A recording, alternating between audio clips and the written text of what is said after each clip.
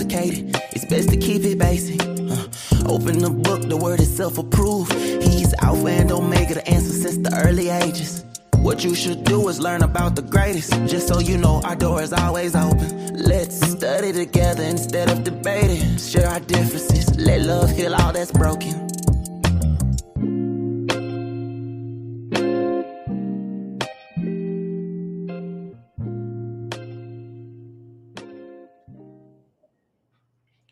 And shalom aleichem to each and every one of you. So glad to have you tonight. This is yours truly, Apostle B.W. Jones, right here on the Bible Book Club.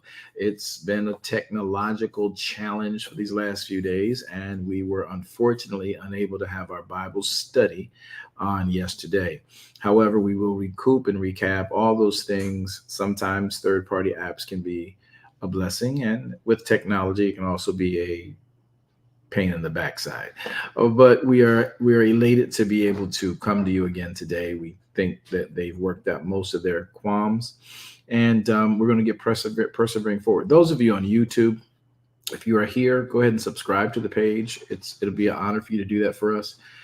If you are on Facebook, make it your business, please, to like the page VWJ Ministries on Facebook, and then like the actual event you're in right now.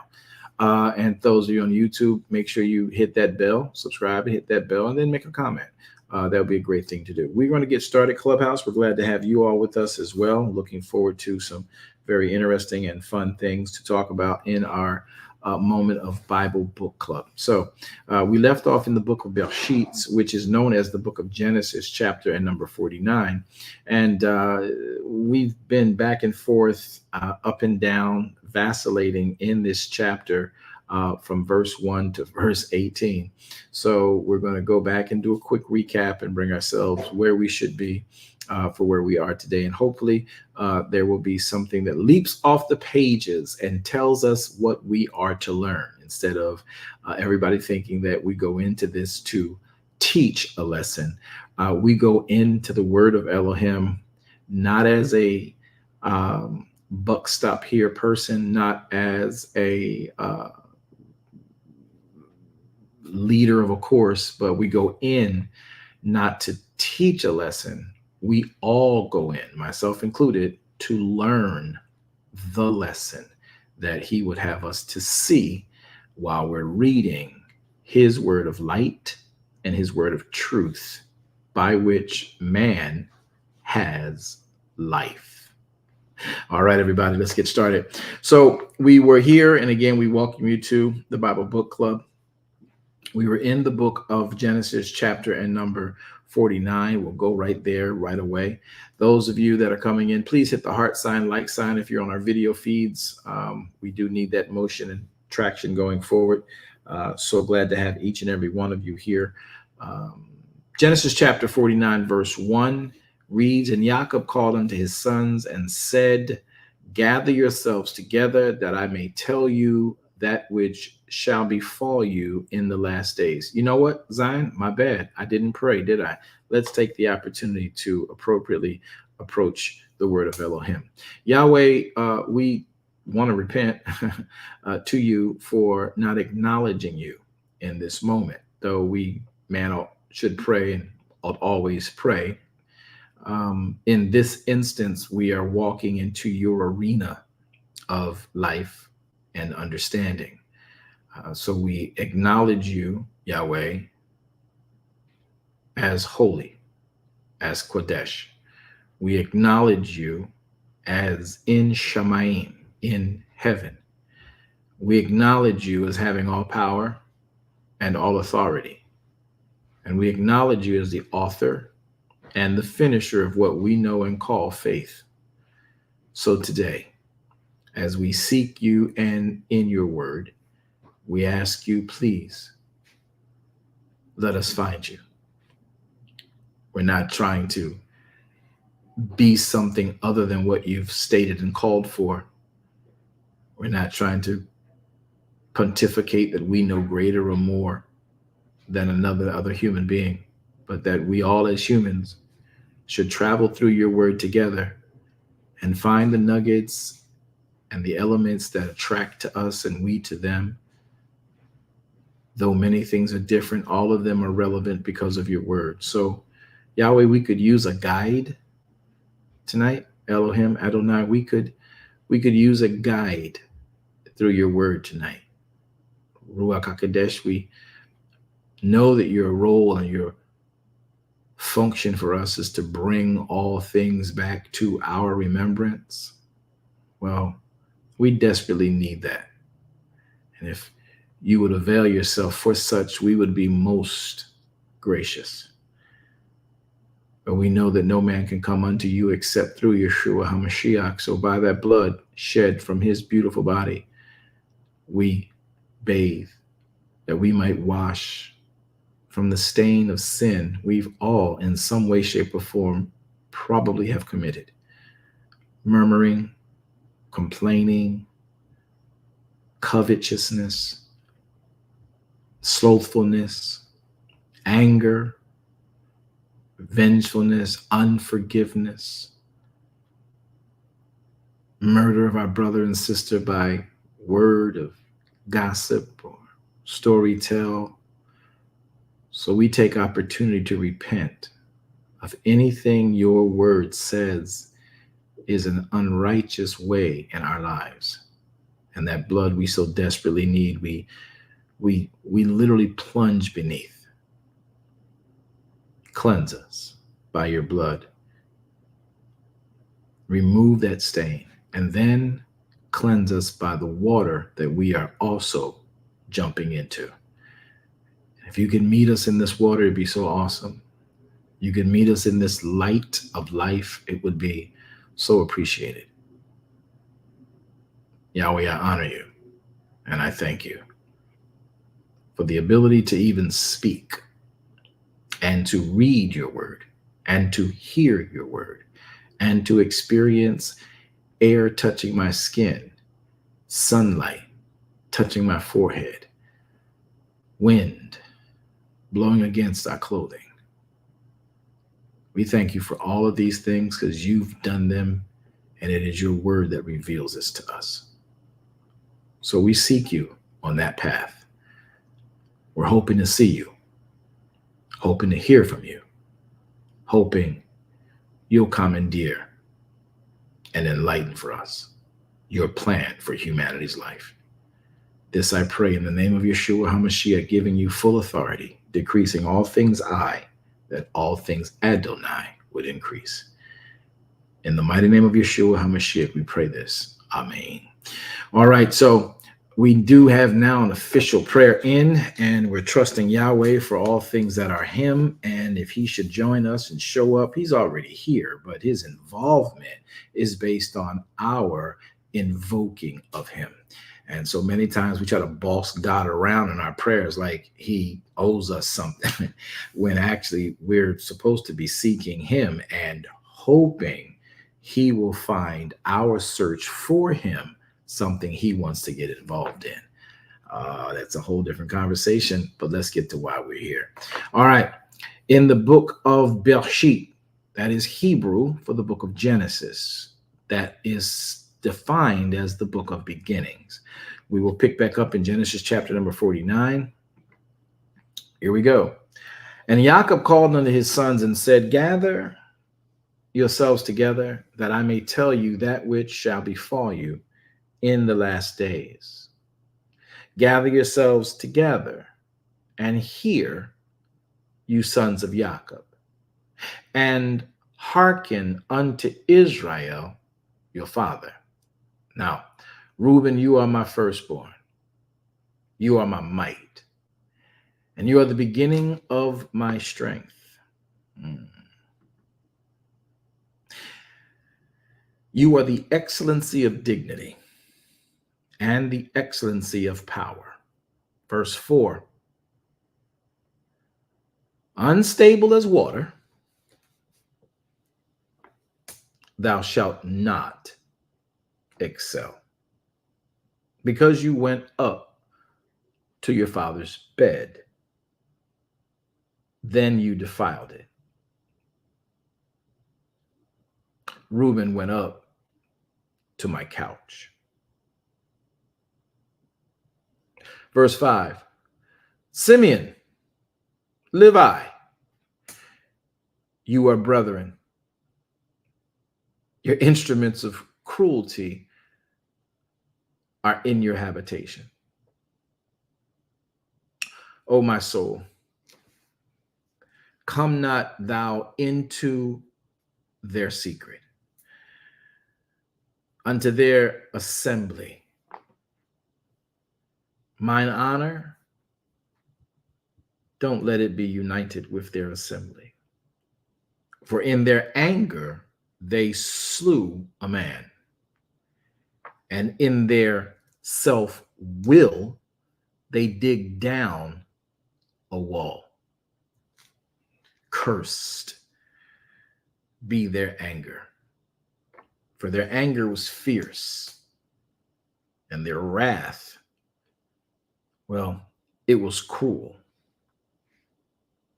I will divide them in Jacob and scatter them in Israel. Verse 8, Bereishit 49:8. Uda, you are he whom your brethren shall praise. Your hand shall be in the neck of your enemies.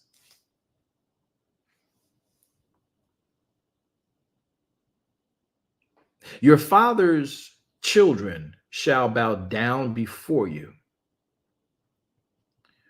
Uda, you are a lion's whelp. From the prey, my son, thou art gone up. He stooped down. He couched as a lion, and as an old lion. Who's going to rouse him up?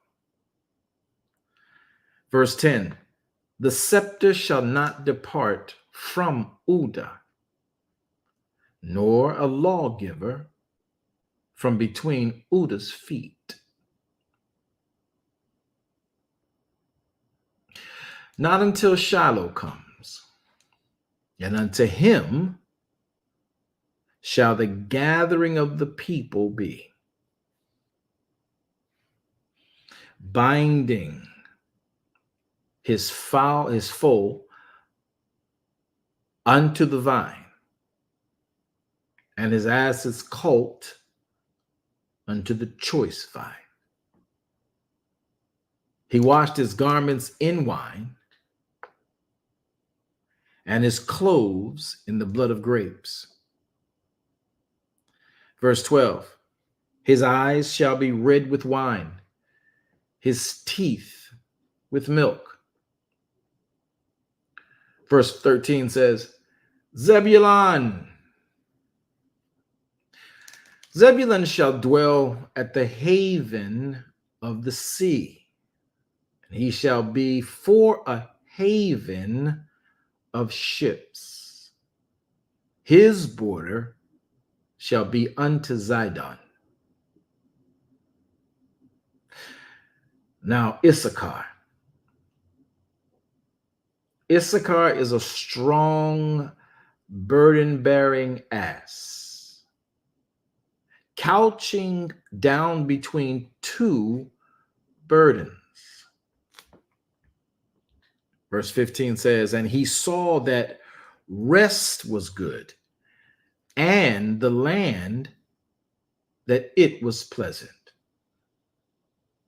and bowed his shoulder to bear, and became a servant unto tribute.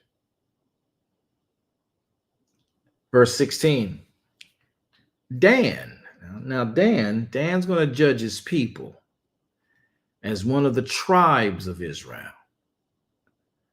Now, Dan shall be a serpent by the way, an adder in the path, that bites the horse heels, so that his rider shall fall backward.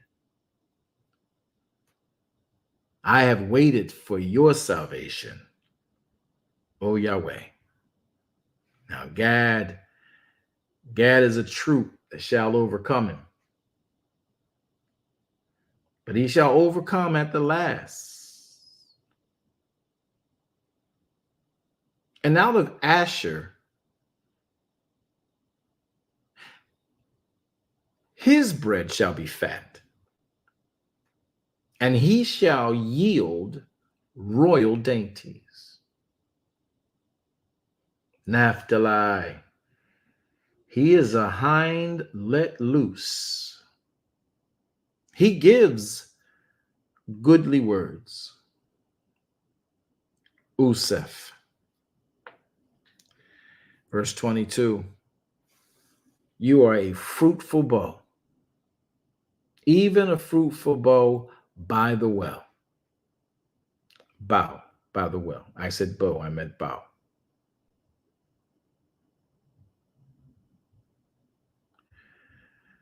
Verse 22 again. Useph is a fruitful bow, even a fruitful bow by the well, whose branches run over the wall. The archers have sorely grieved him and shot at him and hated him. But his bow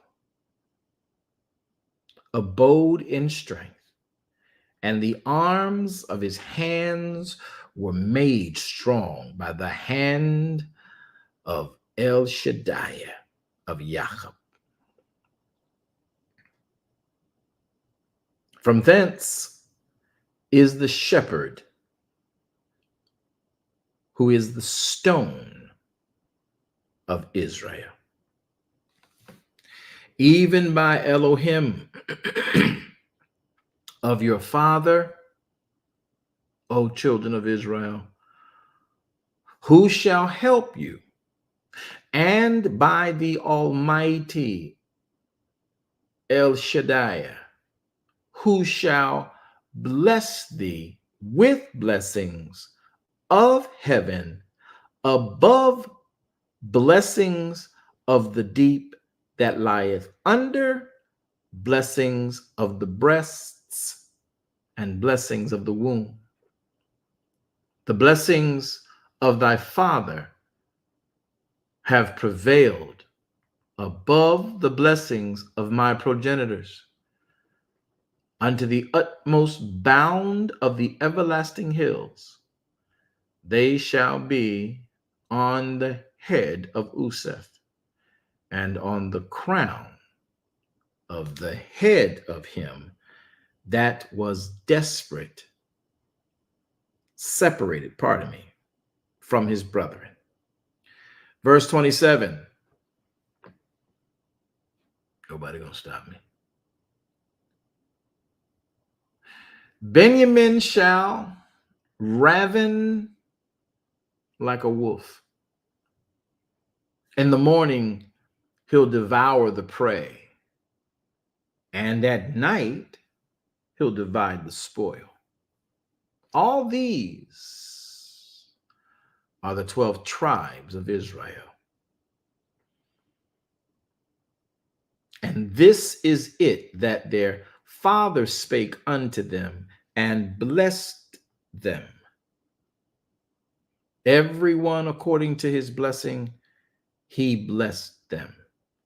And he charged them and said unto them, I am to be gathered unto my people. Bury me with my fathers in the cave that is in the field of Ephron, who is the Hittite. In the cave that is in the field of Machpelah, which is before Mamre, in the land of Canaan, which Abraham bought with the field of Ephron the Hittite for a possession of a burying place. There they buried Avram and Sarai his wife. There they buried Itzhak and Rebekah his wife. And there I buried Leah. Verse 32. The purchase of the field and of the cave that is therein was from the children of Heth. And when Jacob had made an end of commanding his sons, he gathered up his feet into his bed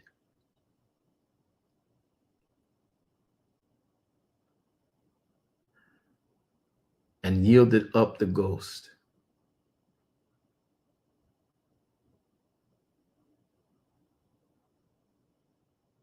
And he was gathered unto his people. Let me stop reading for a little bit to see if anybody's interested in trying to unpack a lot of what's inside of here. I can start from this position of how Jacob ceased existing as a living being on the earth. Many people, most of you viewing this and reading this, didn't know until you read it that Jacob died in good health. And he died happily. And he died knowing his time was come. And he died after having a fulfillment in life, past his pain in life. But one thing I don't think a lot of us pay attention to is exactly how he died. He called his sons, spoke prophetically over their lives, gave them his last will and testament, hot off the press, right off of his tongue. And then Jacob, speaking clearly,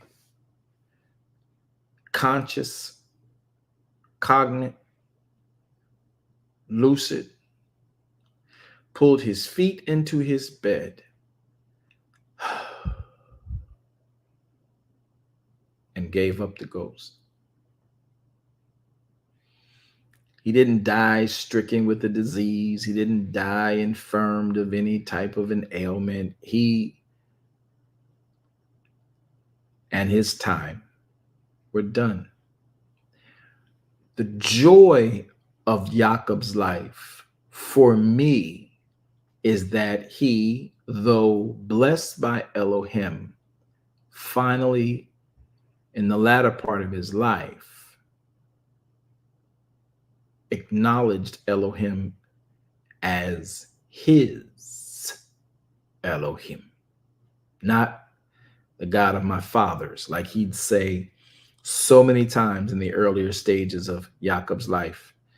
The God of my fathers, the God of my father Abraham, the God of my father Yitzhak. He never would say the God of Jacob until here. And a few earlier chapters after he acknowledged Elohim brought him not only back to the land of his dad, but also brought his son who was taken from him back. And in another strange land, introspectively thinking on life, he realized and made the choice to make Yahweh our Elohim, El Elohei Israel. This is where El Elohei Israel, the phrase, really begins. Because Israel, Jacob, doesn't really acknowledge him as God. He acknowledges him as God. He doesn't acknowledge him as his God. He acknowledges him honorably as the God of his father, who he saw blessed, the God of his father's father, who he saw blessed. And he's experiencing as the actual recipient of this blessing, the one set for a time such as this to carry out this heritage of Jacob. That's why in Isaiah chapter 58, verse 14, as Yahweh gives Isaiah instructions about how to keep the Sabbath of Yom Kippur, how to keep the fast that Yahweh called for, and how to keep the Sabbath the way he's designed them. He says, and when you comply with honoring Elohim, calling him holy, calling the day holy unto him, oneging him, kaboding him, qadashing him, in you doing that, you will be found as delighting in him and a reward for those who delight in Shabbat. Yahweh will bless with the heritage that Jacob possessed. And we all around here walking around talking about we want the blessing of Jabez. And I ain't mad at the idea. You want to be blessed like Jabez, but you don't want Jabez's blessing because Yahweh didn't prescribe it for you. You don't want the blessing of Moshe. You don't want the blessing of Elijah. I want the double portion of Elijah. You don't want that. What you want is what Yahweh has prescribed for every human being explicitly in this passage. You want what belongs to you. What belongs to you is the blessing if you are compliant to Torah, if you are delighting in Shabbat. Everyone who does, Yahweh has already doled out the blessing of the heritage of Jacob.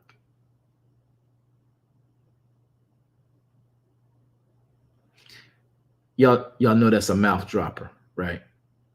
Because we've been running around all over our religious experiences and events crying, we want this blessing, we want that person's blessing, we want to be blessed in this particular way. And it's fine, it's great to covet the righteous things, covet the blessing, even the blessing of Yeshua HaMashiach that Isaiah chapter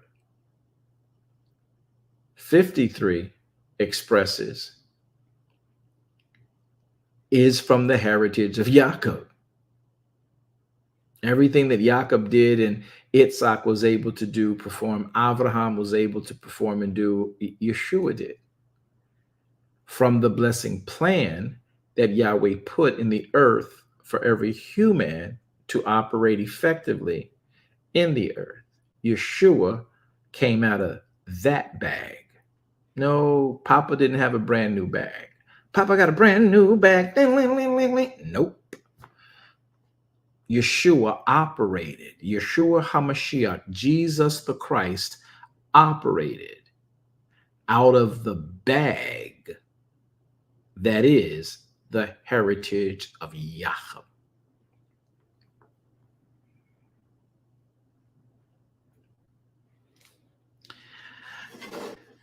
Did I show you what my daughter made for me? One of my daughters in faith made me a beautiful Cowboys cup and mug.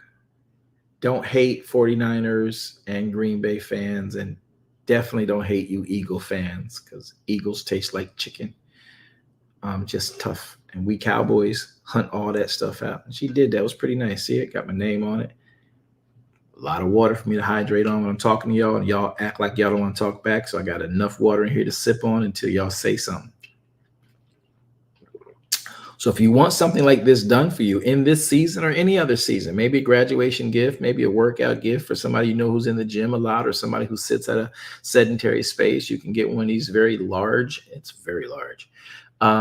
It's Nikisha Thomas. Beautiful Designs, I think is the name of her company.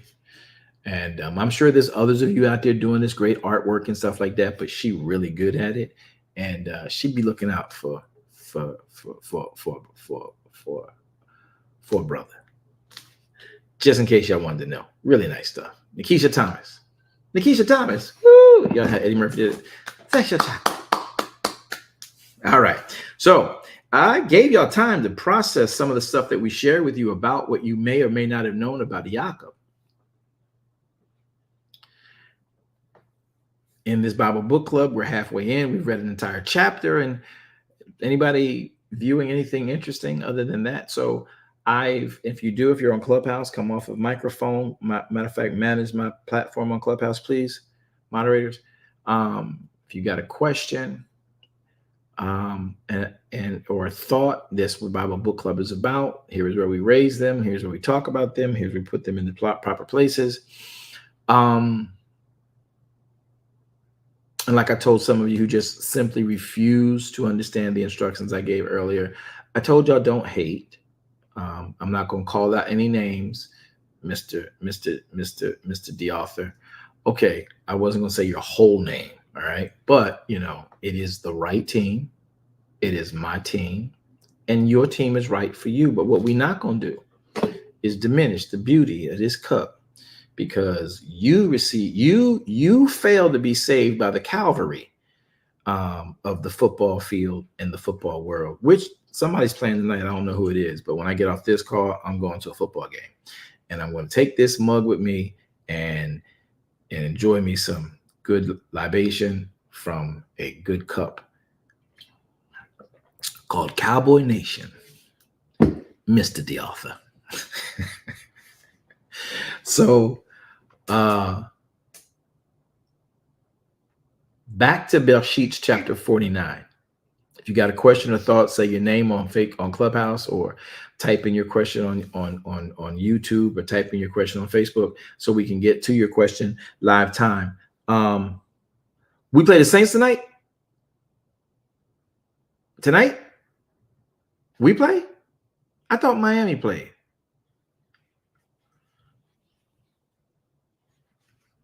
Okay, I got to figure that out. Y'all get them facts straight. I think that Miami playing somebody tonight. Miami's a nice team too. I like them. Are they?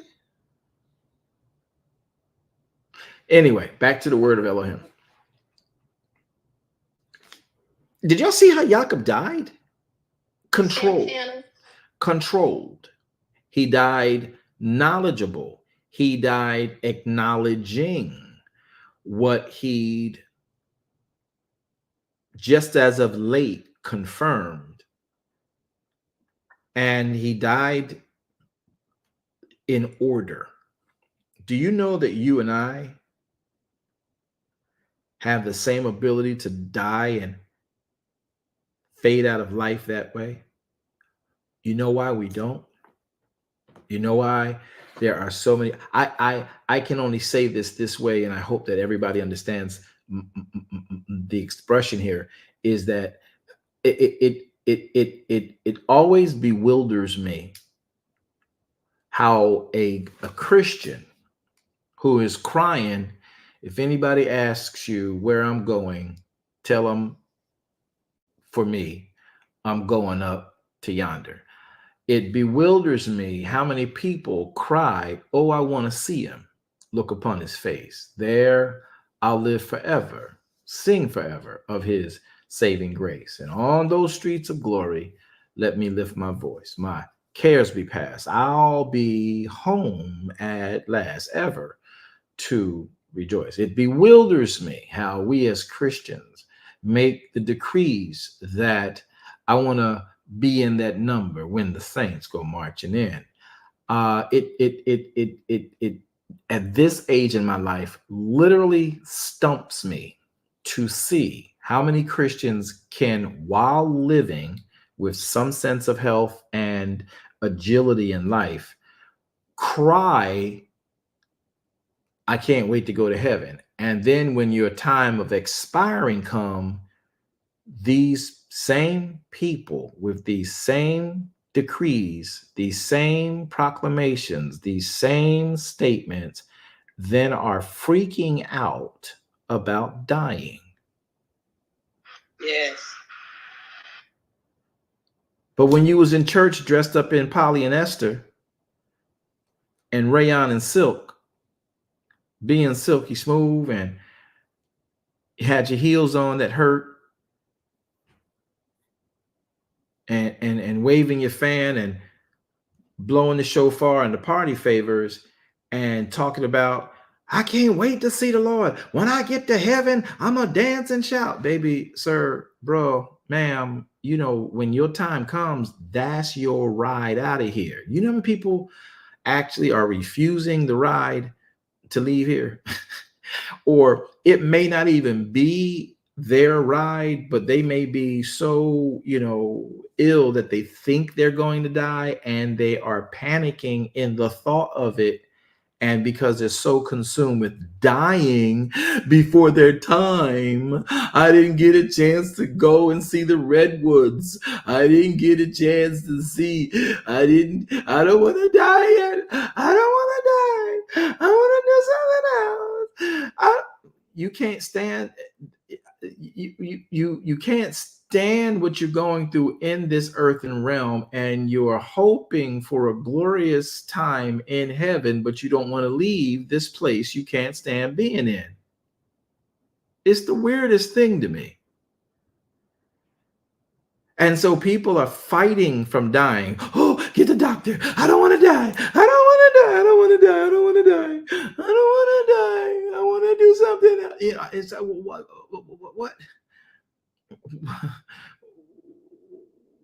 What does the Bible say? A double-minded man is unstable in all of his way. Verse 8 then says, let not that man think he'll receive anything of the Father, because we've been fronting. When the time of death comes, when the time of your departure comes, one, you can't stop it. Two, it's not predicated on any ailment or infirmity or circumstance that you have, whether you happen to be demised in a war, you be demised in a terroristic act, you be demised in a drug overdose, you be demised in and happen to have an infirmity that just wreaked havoc in your body, you still don't leave this planet until Yahweh has said it. It is appointed unto man once to die. The thing I like about Jacob is what the author Grice, I think he's trying to make nice with me now because he was wrong about talking about my boys. But the author Grice says, in this statement, when Jacob died, he knew it was his time to go. Did y'all know you can know when it's your time to go? I wouldn't push. Yes, I figured that. I wouldn't push this envelope this far if I didn't experience it in real life myself twice. I'll only use one example because the prior example, it's a different scenario.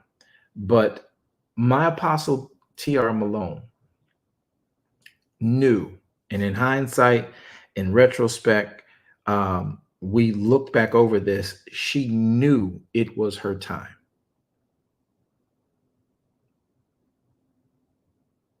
She went under a surgery for her heart.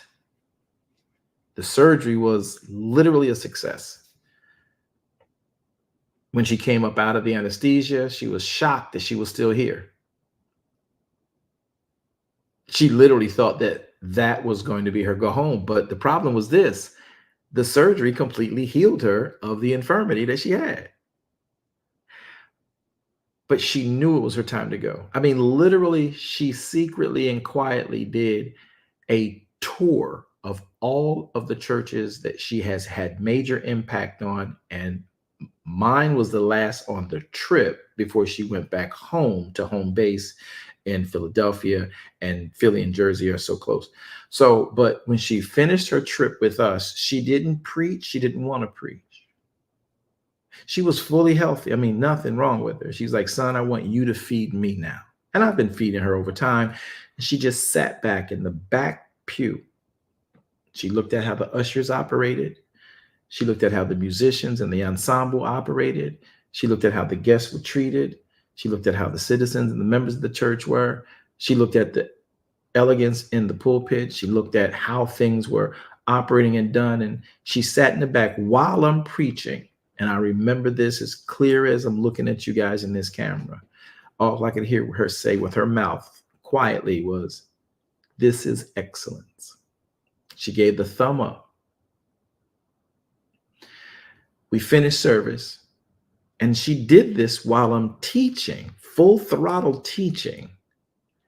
And I'm looking at her. We caught eye contact, and I'm always going to look to see if she's okay. And I heard her I didn't hear her voice. I looked at her mouth, and her thumb went up, said, "This is excellence." And it was like a sign off.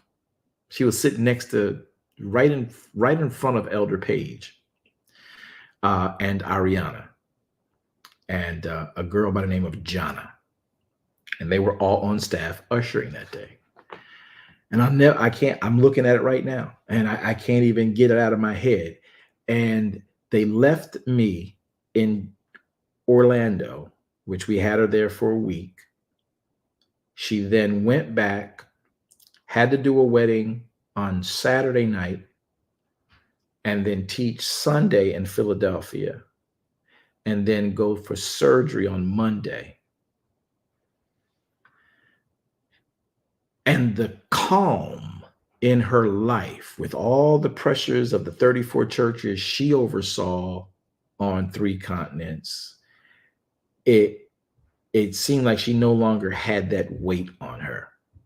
And I read this story of Jacob, and I think about her.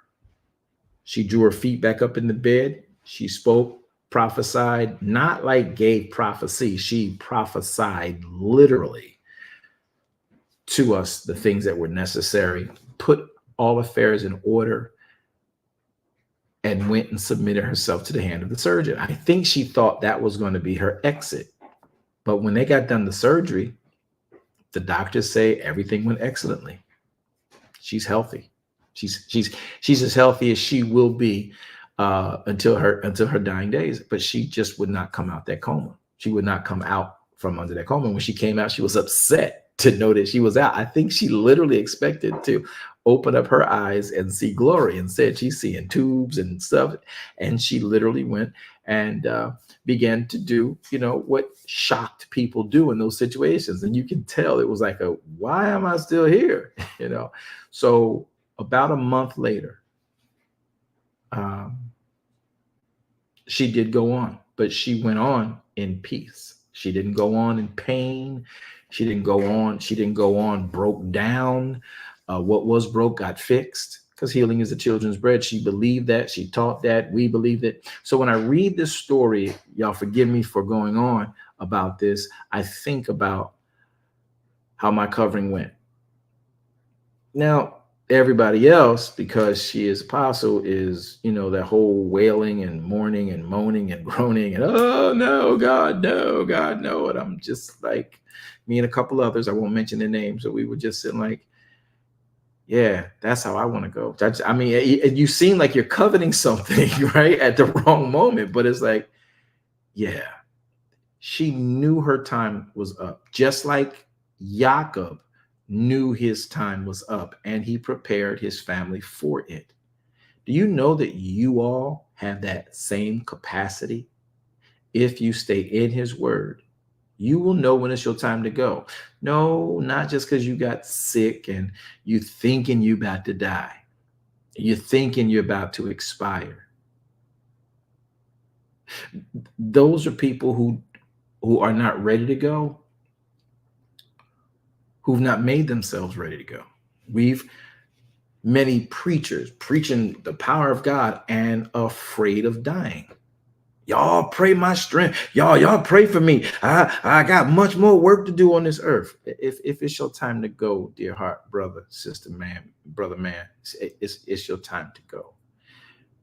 Is your heart ready at any given moment to leave this planet, in spite of all your inspirational aspirations? As a Christian, you should be, as it were, you can't take your life, so you don't want to do that. That's not even a part of the program. But when the time comes, you'll know it's your time. Stop panicking because, the reputation of a disease or the reputation of a certain type of an event has the potential to cause you to expire.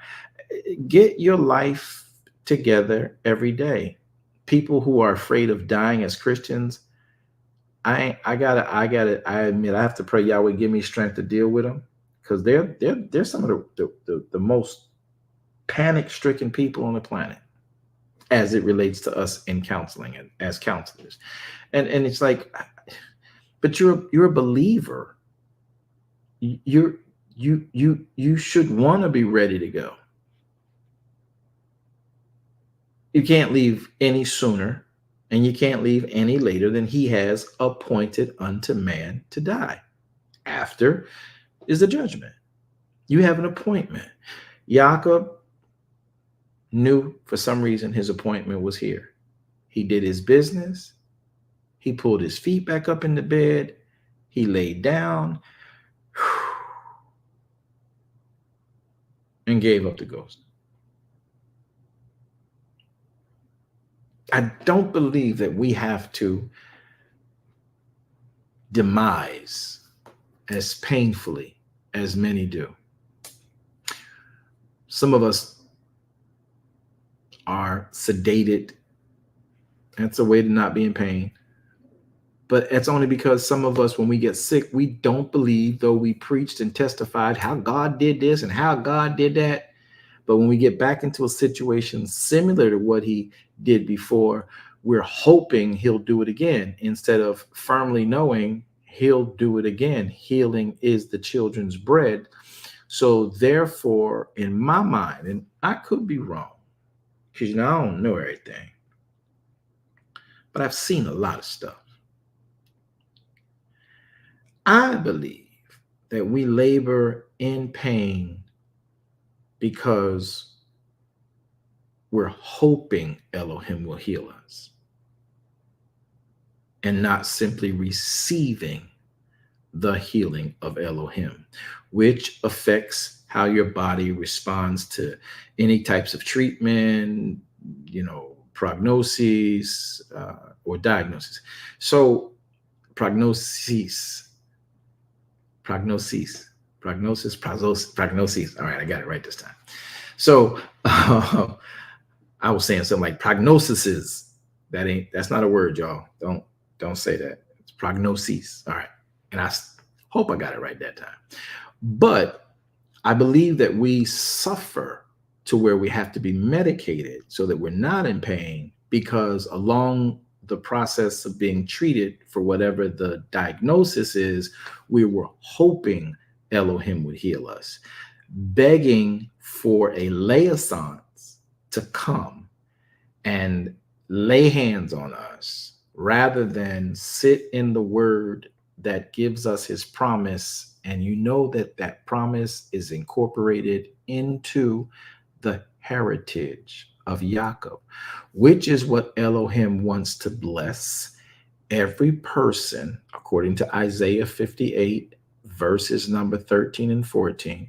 He wants to bless every person who delights in Shabbat the way he says to keep it. He will cause you to ride upon the high places of the earth. And here it is. He will bless you and cause you to eat from the heritage of Jacob.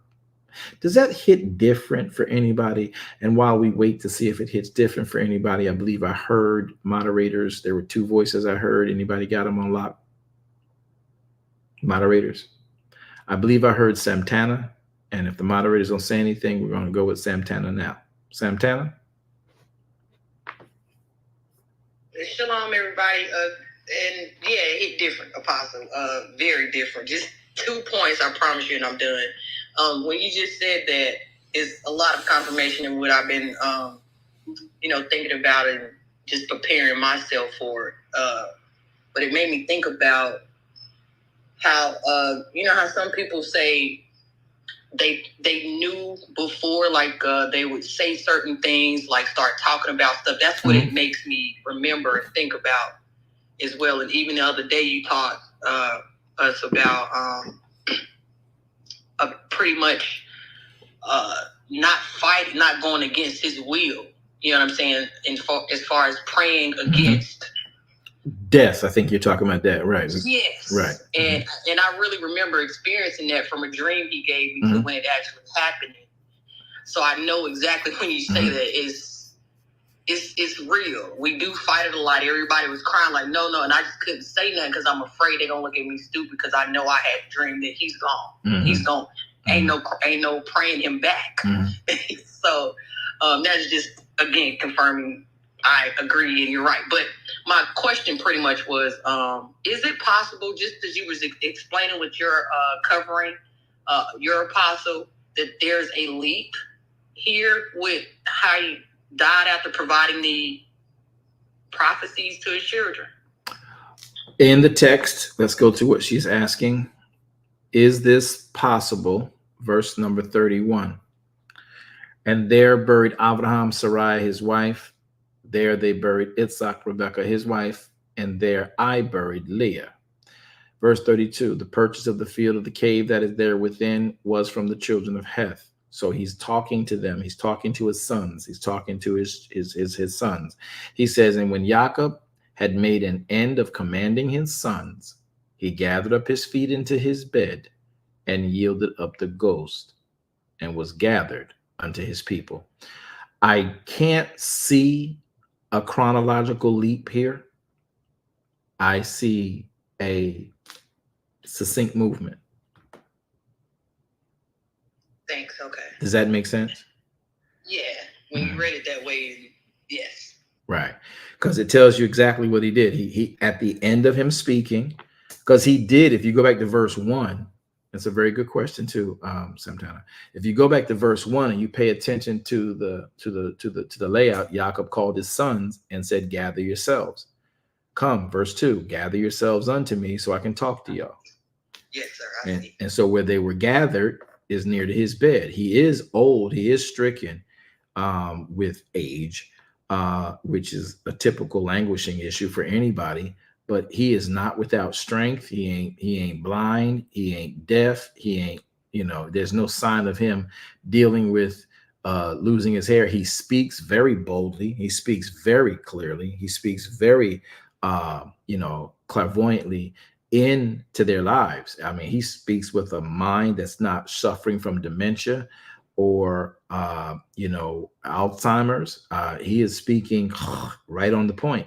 And then it says, after he did what he did, he gathered them together, sat them next to him, and then he pulled his feet back into his bed. And then he yielded up the ghost.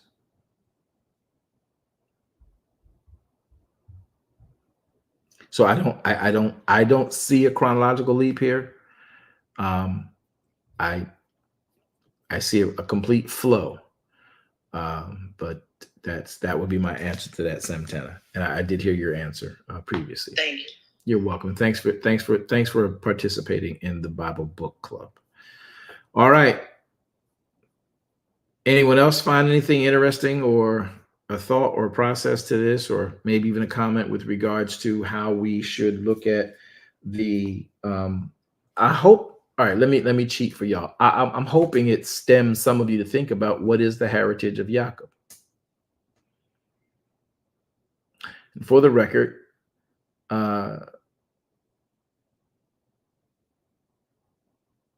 Dr. Stewart and I are just about done with the book that we're writing, describing the heritage of Jacob. Because I don't think Christendom understands the value of the heritage of Jacob. Let me give some of you who might think this is just some off-the-cuff comment or statement. Let me take you to Isaiah 58, which is going to be very key because we're going to be talking about it based on the fact that we are in what Isaiah 58 is talking about. So in Isaiah 58, we're dealing with the heritage of Jacob, but we're also dealing with the feast season of Sukkah. And this specifically with the time that Yahweh wants us to fast. I mean, like a for real, literal, no conjugating, no food eating fast, like the ones everybody put themselves on. These fasts of today, people are self-prescribing. This right here is the prescription of Elohim every year on the 10th of Tishri, which this year is October the 11th at sundown. This is the prescribed fast and how you are to fast from the Father as a command for humanity. Now, he speaks to them that are his people.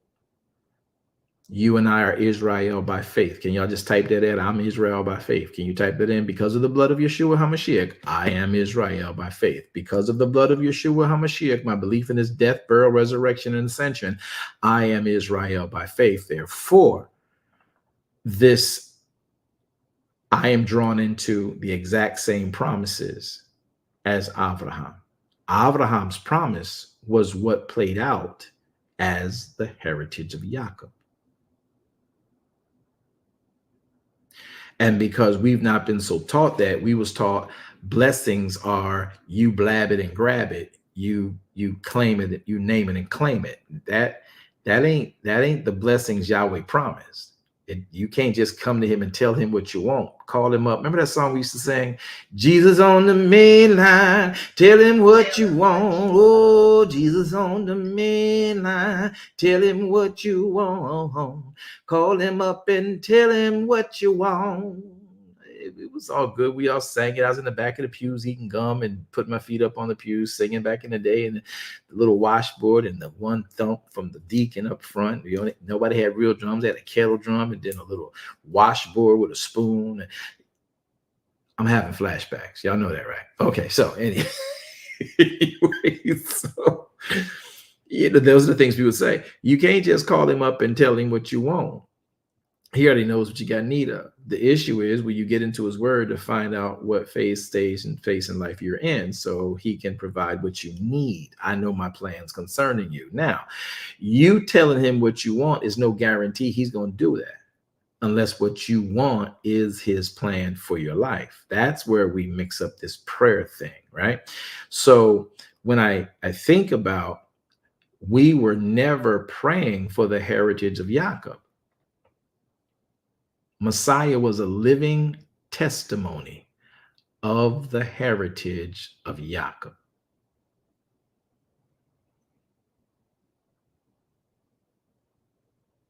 Can you explain? We just did.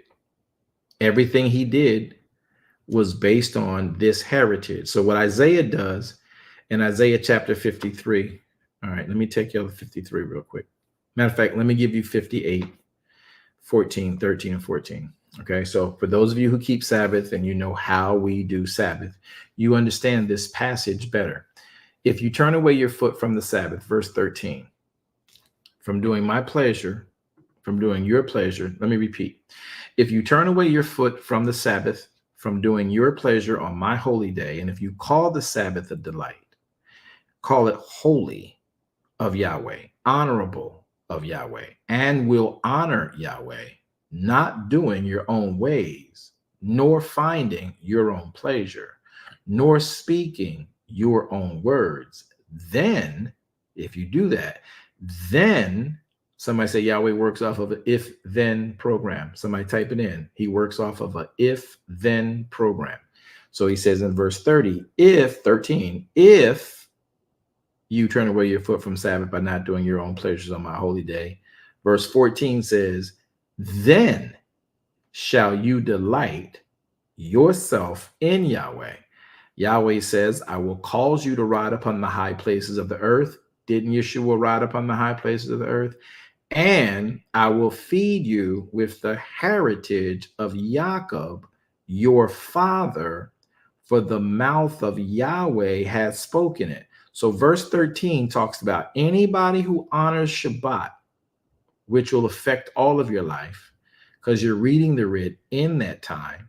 And if you're reading it in that time, his way, not finding your own pleasures, honoring Yahweh's Shabbat, dealing and calling him holy, calling him honorable, honoring him by not finding your own ways, nor finding your own pleasures, nor speaking your own words, then shall you delight yourself in Yahweh, and Yahweh will feed you with the heritage of Jacob, because the mouth of Yahweh has spoken it. That's a blessing for anyone compliant to that command.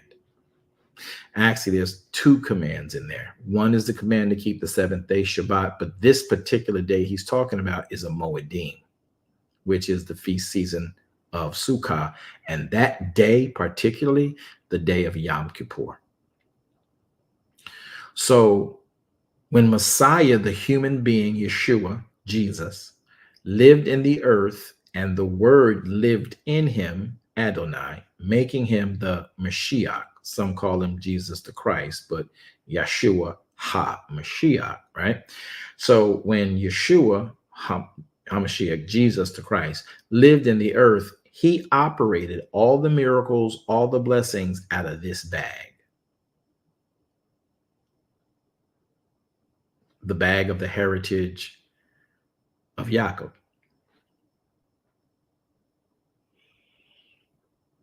Because you and I claim and cry that, watch this, we claim and we cry that we are Israel by faith, and because of the blood of Yeshua, we are heirs of the exact same promises as Abraham. So we made the mistake of disconnecting Abraham's promises to being passed on to Yitzhak passing it on to Jacob, and Jacob, who now is passing it on to the 12 sons, and it went awry from there. But the heritage of Jacob, how it manifested in his life, affecting Usef, affecting himself, affecting them in time of great drought, where Yahweh's hands still on Jacob, being able to be a water whisperer and finding water anywhere on the planet where other people could not, and they patiently tried to find water. Jacob, Yitzhak could just walk up and be like, okay, y'all start digging there. Thank you for that, because I had a question about it when you said it before.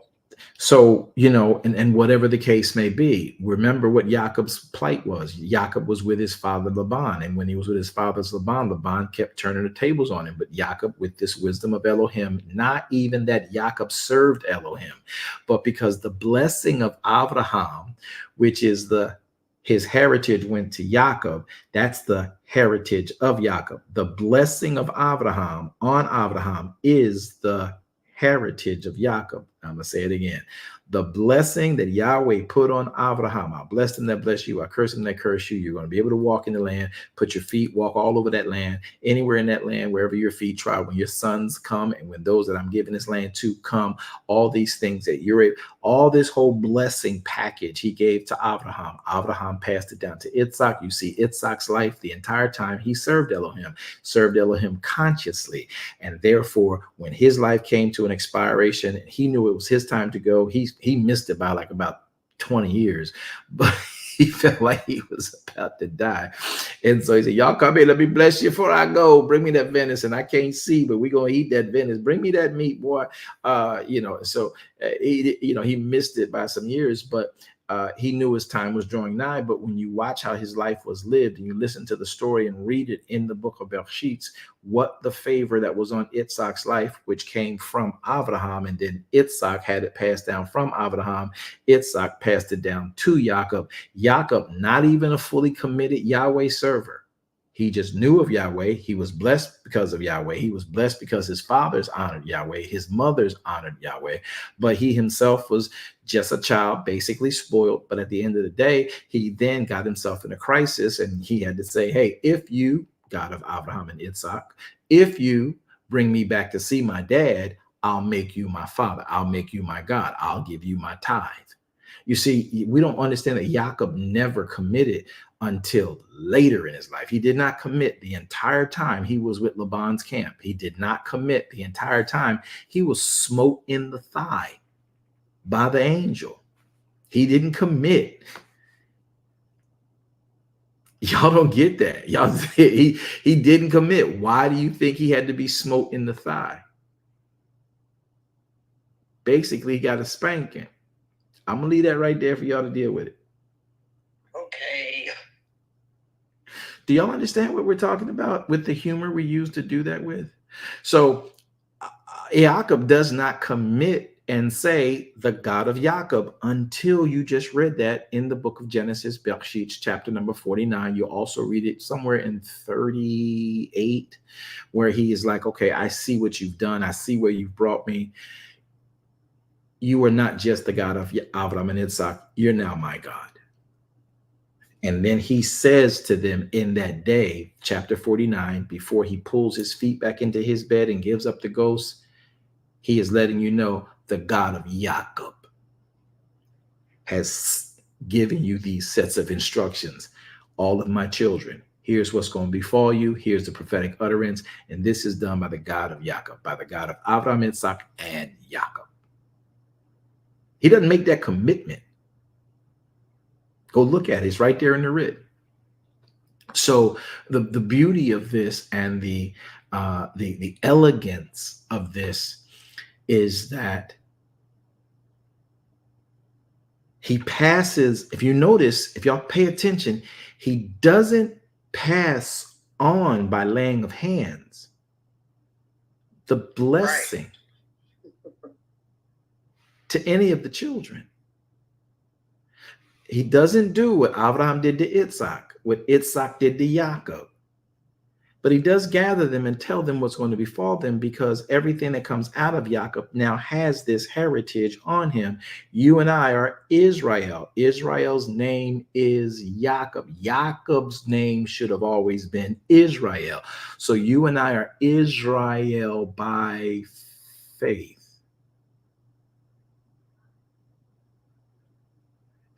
Okay, that might take a minute to sink in. That's good.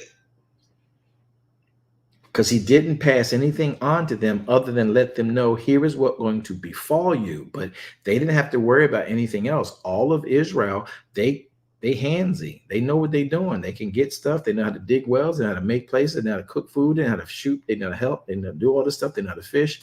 All of that stuff is in them. When Yeshua came, and in the miraculous form he had, that was all from the bag of the heritage of Jacob. No, that's God in him did that. I know, but Elohim does not go against his own word. So when he came into the earth in the form of Yeshua, the word in Yeshua, he can't break any of the rules he put in place. And the rule we were supposed to operate from was the blessing that fell upon Abraham, which, as Yahweh now is promising in Isaiah, if you honor and delight in Shabbat, then I will feed you. You can be fed health. You can be fed nutrition. You can be fed whatever, but it comes out of this bag of blessing. Okay, before you think I'm tripping, follow me to Isaiah chapter 53 now. All right, watch this. If y'all learning something, y'all know y'all can chat. This is Bible Book Club. Y'all can chat. I'm supposed to be talking with y'all. Y'all talking with me. It ain't supposed to be me just talking. So Isaiah chapter 53. You painted the picture very well too. Thank you. Thank you, Santana. I'm glad you appreciate that. I hope more do. So look at Isaiah 53. Now pay attention, because you guys might have missed this just reading it because you thought it was just about him dying on the cross. Verse number 1, who hath believed our report, and to whom is the arm of Yahweh revealed? For he shall grow up before him as a tender plant, as a root out of the dry ground. He hath no form or comeliness when they should see him. There is no beauty where they should desire him. We're talking about Yeshua. Can y'all get active on the boards and somebody type in on all the boards? We're talking about Yeshua. I'd appreciate that. Verse number 2, for he shall grow up before him as a tender plant and as a root out of the dry ground, and he has no form nor comeliness, and when we shall see him, there is no beauty that we should desire him. Verse 3, he is despised, rejected of men, a man of sorrows, acquainted with grief. We hid, as it were, our faces, Israel, from him. He was despised, and we esteemed him not. Surely he hath borne our griefs, Israel. He has carried our sorrows, Israel. Yet we, Israel, did esteem him stricken, as if he was being punished, and smitten of Elohim, thereby afflicted. Verse 5, but he, Yeshua, was wounded for our transgression. Yeshua was bruised for our iniquities. Yeshua was for the chastisement of our peace was put upon Yeshua, and with Yeshua's stripes we are healed. Verse 6, all we like sheep, Israel, have gone astray. We've all turned to every one his own way, and Yahweh had laid on Yeshua the iniquity of that. Verse 7, he, Yeshua, was oppressed. He, Yeshua, was afflicted. He, Yeshua, opened not his mouth. He, Yeshua, was brought as a lamb to the slaughter. As a sheep before her shearers is dumb, so Yeshua opened not his mouth. Verse 8, Yeshua was taken from prison and from judgment. Who shall declare his generation? For he was cut off out of the land of the living. For the transgression of my people was Yeshua stricken. Verse 9, Yeshua was made his grave with the wicked and with the rich in his death, because Yeshua had done no violence, neither was any deceit in Yeshua's mouth. Verse 10, yet it pleased Yahweh to bruise Yeshua. Watch this. Here is where it gets good. Y'all ready? Pay attention. Yet it pleased Yahweh to bruise Yeshua. He hath put Yeshua to grief. When you shall make Yeshua's soul an offering for sin,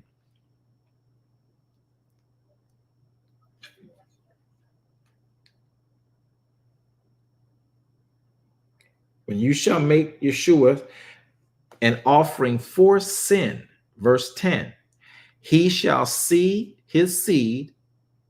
Yahweh will see his seed. Yahweh will prolong his, Yeshua's, days, and the pleasure of Yahweh shall prosper in Yeshua's hands. He shall see the travail of his soul and shall be satisfied. By Yeshua's knowledge shall my righteous servant justify many, for he shall bear their, Israel's, iniquities. Verse 12, therefore, watch this, Yahweh says, I will divide with Yeshua a portion like I did with the other great men, Avram, Yitzhak, and Jacob, Noah. And he, Yeshua, shall divide that spoil, that bag, with those who are strong in the faith. Okay, y'all don't like how I read that, verse 12 again. Therefore will I divide him a portion with the great, and Yeshua shall divide that spoil with the strong after him. Because he poured out his soul, Yeshua poured out his soul unto death, and Yeshua was numbered with the transgressors, and Yeshua bare the sin of many and made intercession for the transgressors. Look at verse 12 again. I will divide him a portion with the great. That's why they call them Avram, Yitzhak, and Jacob. They are considered the great. Oh, of course, Moshe is in the mix of that. But that division of a portion with the great, which Yeshua will divide that spoil with those who are as strong in faith as he is, that's the bag we operate out of. That's the bag Yeshua operated out of.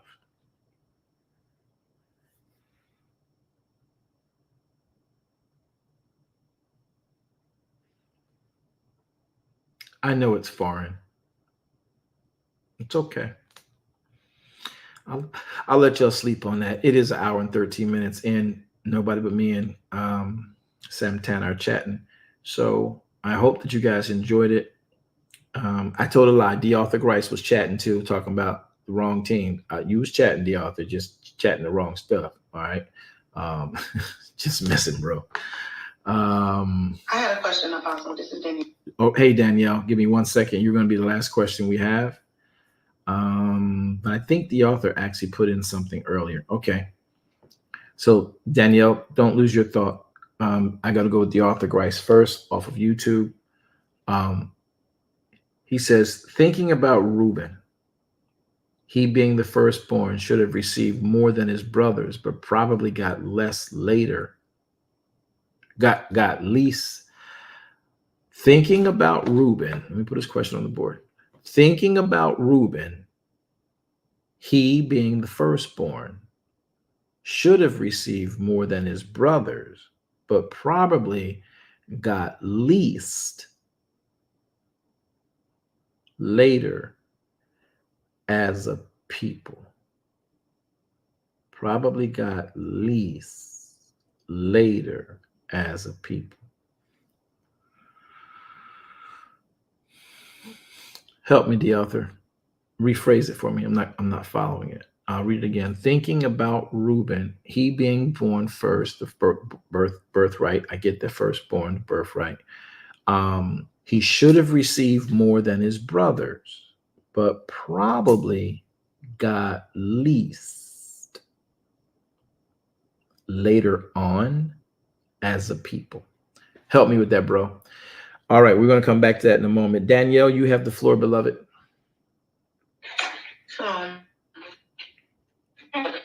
You're in the matrix, Danielle. You're in the matrix. Okay, now start over. Yeah. Is that better? Much. I think you might have gone over it before. Okay. All right.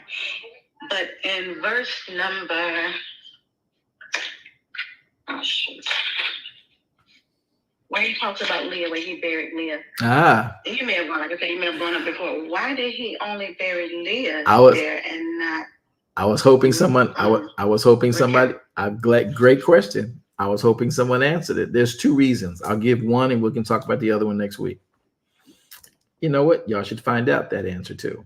One of the reasons why he buried Leah, of the two, and it may be three solid reasons for that, but there are definitely two. One had to do with position and time. Another had to do with protocol and culture. So Abraham buries Sariah there, right? Isaac, right, and Rebecca are buried there, right? Now, right. Isaac only has one wife. Abraham technically had two, right? And Sariah gives right to Hagar to be Abraham's wife for the purpose of bearing child. So the marriage is between Abraham and Sariah. The marriage is also between Isaac and Rebecca. The one reason I'm gonna give y'all, you will search out the second one. We'll talk about it next week. The one reason is that Leah was the first wife, though Raquel was the desired wife. And because Raquel never became the wife first and then appointed Leah as a wife, this protocol, Jacob buries Leah.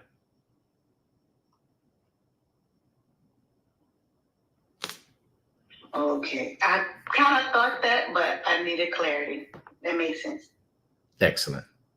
I like that you're thinking like that too. You're the only one that picked up on that. I went over it 3 times just to see if anybody else would hear it.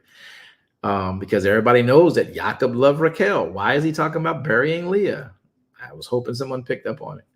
This is why I like reading it slow. And then if y'all see me taking this much time to leave a chapter, I'm trying to get y'all time to go into the chapter. Maybe we should do Bible Book Club on a different day, because I think y'all be occupied.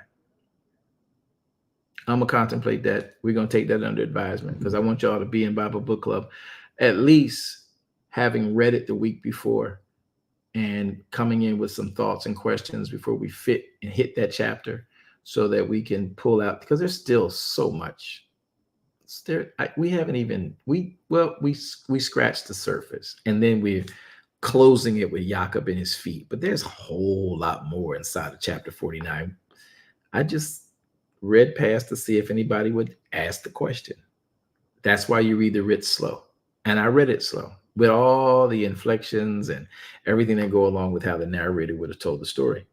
There's so much in there that relates to Messiah, that relates to actions you saw from the apostles, relates to actions you saw from the prophets, relates to actions you saw from the people in war during the years of post, or I should say pre-exile, exile, and post-exilic prophets. But if we don't know the storylines, it's hard to connect them to the Torah. And then I'm not going to be expected to just go ahead and just break every little piece down, because me just telling you doesn't mean you'll be able to receive it. Now, when you ask a question, then I know you're receiving it. So there's just for the record, just putting it out there for next week. There is so much more in Genesis 49 that we've just walked on by. Walk on by. My bad. I had to have a moment. That's the way I keep myself sane. I got to have some fun. All right. So, the author Grice, because of what happened, Reuben's children after him were lesser group than his brothers. I can't say a lesser group than his brothers. I will say Reuben's sons were a part of the civil war that led 10 tribes up into Samaria, bringing that particular region as the northern kingdom into a lesser quality of life. I can say that. I cannot say that Reuben, though he should have been by birthright the blessed, actually then later his people became the lesser. I can't endorse that. I get the question though. It's a good question. So we can't endorse that, but we can endorse that he was a part of the 10 lost tribes of Israel, the northern kingdom, that got just completely consumed in Samaria. That would be lesser, right? As a people. But I can't say that Reuben's people became lesser, because quite frankly, y'all, if you pay attention to a lot of the biblical record of certain scenarios that developed, Benjamin was almost wiped. The tribes almost annihilated. All the 12 tribes, Manasseh and everybody else included, almost annihilated Benjamin. I mean, they left like a few hundred people after what happened in the land that Benjamin was over. There was a rape, and then there was a cutting up of a body and sending it to all parts. And they went into Benjamin and went ham. Do y'all know that story? Does anybody know what I'm talking about? Nobody. Is it the brothers tricking when they took advantage of their sister? The dude raped, I can't think of the name, but he raped the sister, and then he wanted to marry her, and then they played him and said, you have to be circumcised. Not that. No, not that one. This is after the promised land. This is after the promised land. But I'm glad you at least thought about Shechem. You're talking about Shechem.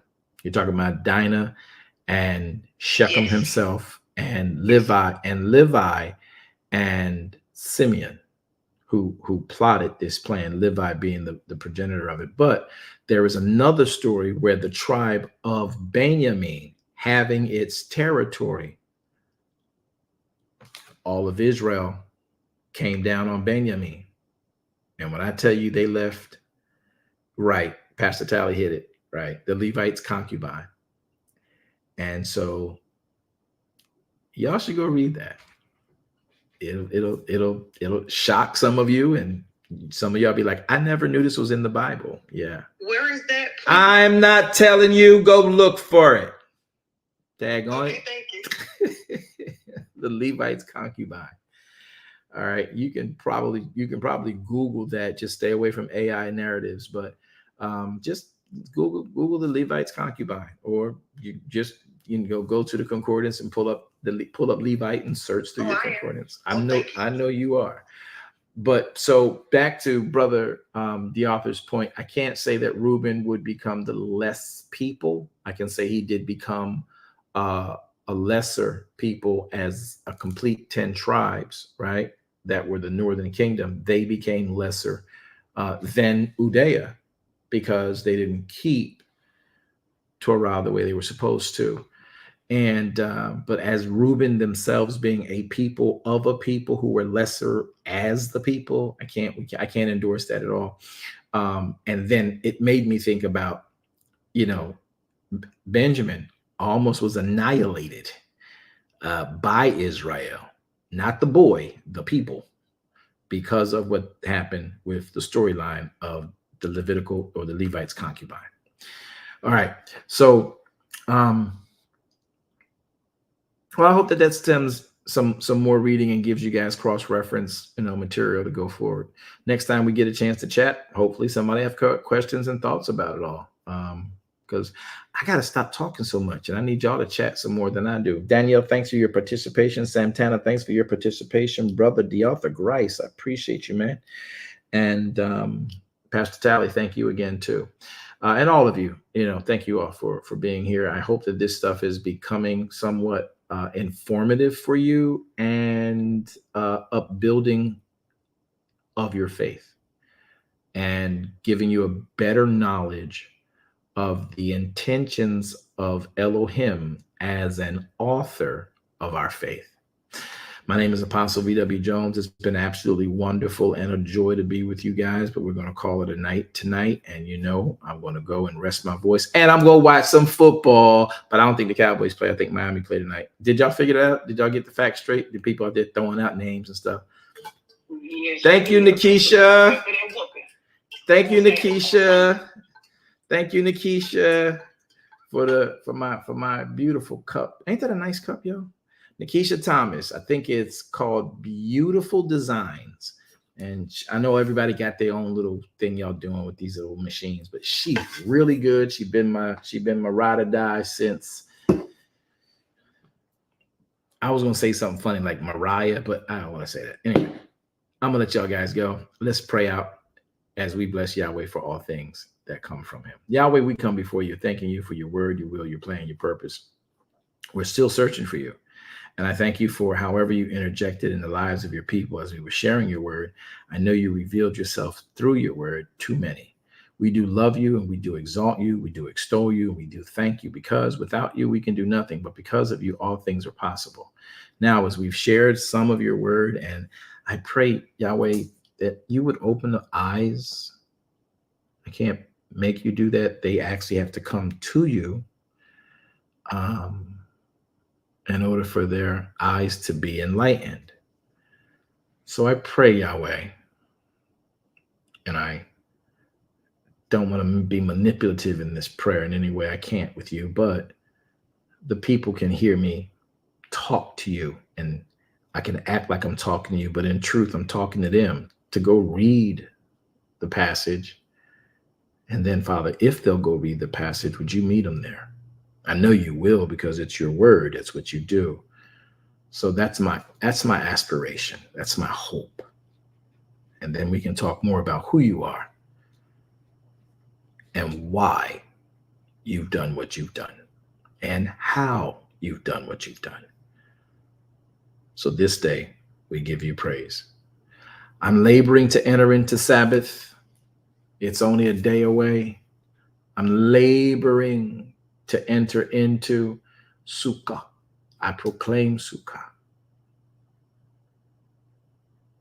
Thank you, Yahweh.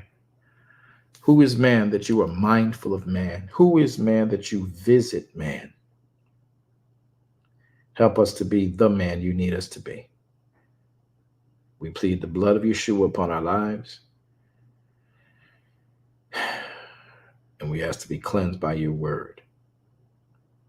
In the name of Yeshua HaMashiach. Yahweh, help us to tap into that bag of Jacob's heritage. You sanctioned and prescribed.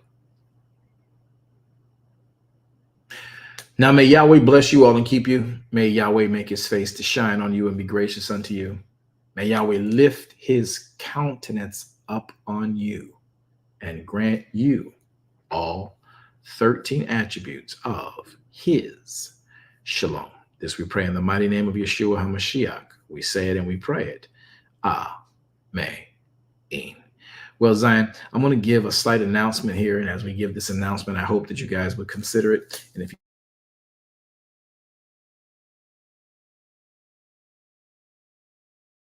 Thank you for tuning in today.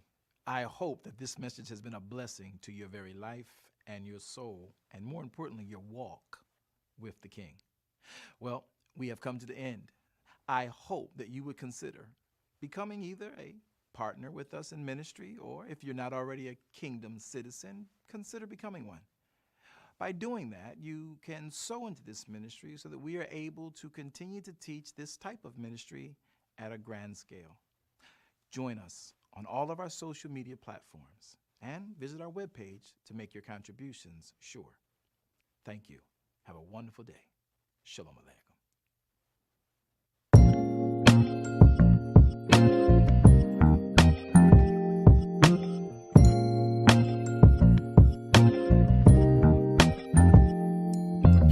If you need truth, this is the place for you. Don't need to complicate it. It's best to keep it basic. Open the book, the word is self-approved. He's Alpha and Omega, the answer since the early ages. What you should do is learn about the greatest. Just so you know, our door is always open. Let's study together instead of debating. Share our differences, let love heal all that's broken.